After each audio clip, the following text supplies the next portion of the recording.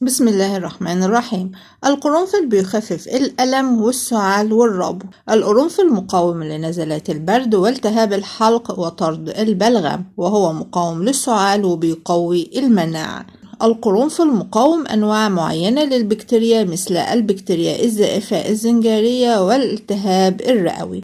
علاج الإنفلونزا والالتهاب القصبات الهوائية، يمكن تدليك الأنف بزيت القرنفل بيخفف من حدة التهابات الجيوب الأنفية. الشاي مع القرنفل، إذا طحنت القرنفل ووضعته على النار يغلي لمدة 3 دقايق بيخفف من حدة السعال.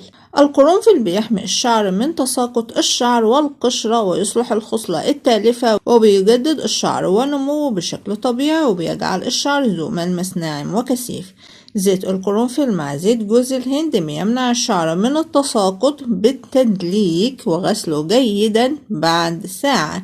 زيت القرنفل مع زيت الزيتون بيعطي نعومة للشعر، ويمكن إضافة أيضا زيت الخروع ويوضع على الشعر وغسله بعد ساعتين. القرنفل مع الماء المغلي لمدة 5 دقايق بيوضع على الشعر، وذلك لكثافة الشعر، ولكن هذا ليس من المتطلب غسل الشعر بعده. وكده نقدر نستفيد من القرنفل بالطرق اللي أنا قلتها لكم للشعر، وكمان كشراب مع الشاي. اشتركوا في القناة وفعلوا زر الجرس عشان يوصل لكم كل جديد ومفيد. نشوفكم إن شاء الله بخير الحلقة الجاية. مع السلامة.